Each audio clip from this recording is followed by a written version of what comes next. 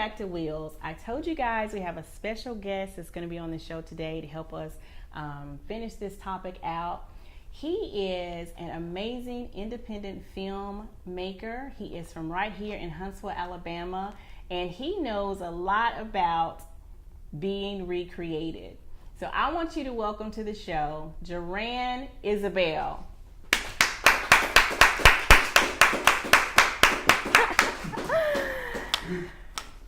Come on in. Welcome, welcome, welcome.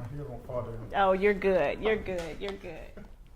So, Jurian, we want to welcome you to the show. Thank you so much for being our guest today. We also want to welcome back a special past guest, Toya Poplar. Thank you so much for joining us today. These two creatives, I'm sure, have had a lot of encounters with our topic today. I'm sure, right? So can you guys share maybe even just an instance or something that may have happened, along your way? You've been creating for a long time. Both of you guys, Jurian, independent filmmaker, Isabelle Brothers Studios, and Toya, the creator of Dream, Plan, Create, helping other people start and finish well. So tell us about some, incidents or something that's happened that maybe you guys can share some insight with our audience. Ladies first. Whoa. Well, I recently did something very dangerous. I entered my hashtag into Instagram, and I was shocked to find that there was, and it's not my hashtag. I know that everybody uses hashtags, but I was perplexed when I saw someone in this region with the same brand colors, using the same hashtag, and they have a similar field.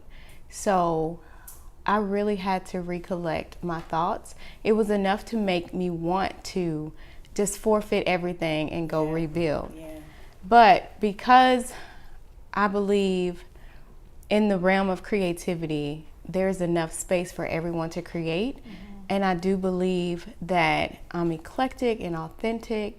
It was, I went through a gamut of emotion, but I arrived at the place of just wondering, how did this happen? Is this something to where this idea was placed in the universe, especially when you have fellow creatives who are Christians? Yeah. If we're all tapping from the same source of our creator, could this just be something that was for such a time as this?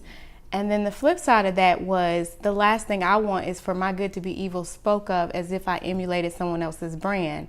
So I really thought, what can I do to not only protect my brand, but as I move forward, really ensure that that I'm not infringing on someone else's intellectual property.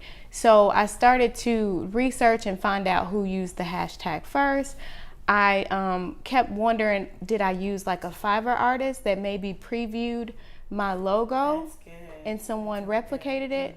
So I really just wanted to be fair to the other young lady, because immediately you want to take off your earrings and like, and how dare you? Yes, yes.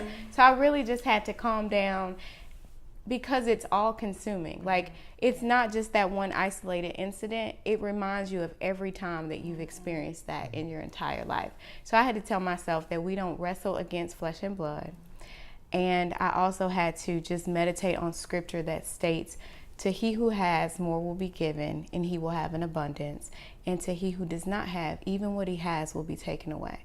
So if you are a person who is a visionary or a thought leader or a creative, more creativity will come, more words will flow. And I think the ultimate goal is to not let that one incident corrupt your creativity to where you shut down and you stop creating. That's good.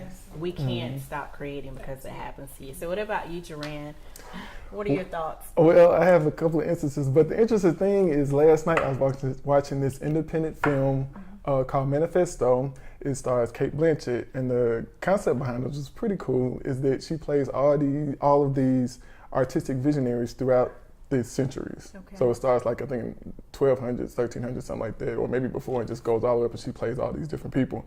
But the concept behind it was there's no such thing as originality. Ooh. And that that is good. and that everything we pull, what makes it you want authenticity, because it's a quote by Jean-Luc Godard. He was a French new wave director in the 60s, and he said it's not where you get things from, it's where you take them to. That's good. And originality is, originality is non-existent, but authenticity is invaluable. So we all are pulling from, like you said, this creative pool, but it's how do you insert yourself into it to make it authentically you? Yeah. That when you do see something, you say, oh, that's similar, but it's completely different because this person, it has them all over it. You know, it's unmistakably them. And I think that's what you guys were saying, like, how do you get away from that? But it's you. So I don't think any of us, or creator or anybody, ever has to worry about that. I mean, like you were saying, God's going to give you, but people see, and people are not, as much as we don't want to give them credit, people are not, dumb as to what's going on. That's so true. If you're doing whatever you're doing and God is, put that on your heart to do it, or gave you a God-given gift or a spiritual gift, and you're actively working in it, I feel like he's going to, like you said, continue to give you the tools, the resources that you need. Of course, people are going to be inspired, but as artistic people, I feel like that's kind of the responsibility that comes with it. And we can't be Indian givers. That's right. That's right. Because as creatives, you are to inspire, right? And we are all inspired by some of the same things. Yeah. But I love what you said. The key is putting your authentic touch to it. Even if you're inspired by something that somebody does, it doesn't mean that you can just go and snatch all of this. Yeah. If you're inspired, you put part of you on that. You put your stamp on it. That is so good. And I think that's the part that we're afraid of. That's the part that people are kind of scared to. It's like, oh, I can just kind of surfacely make this business, but it's not really them because they're scared to kind of go there and say, well, what's propelling me to do this? Why do I want to do it? We never want to talk about the why. It's always the praise or the adoration, or you want to feel like you're doing something, or, the natural human qualities that we all have. But it's like, okay, stop and ask yourself, why am I doing this? Yeah. You know what I mean? That's like, good. What's the reason why? Like, what's propelling me to do it? And I think once you get that why, then it becomes authentic to you. No matter what, if you're in the field of baking cookies, or making movies, or, planning weddings, whatever you're doing, once you start asking those questions and making it personal, then you become your own type of, authentic, artistic expression. I love that. And so on that note, I'm going to ask you a question, why?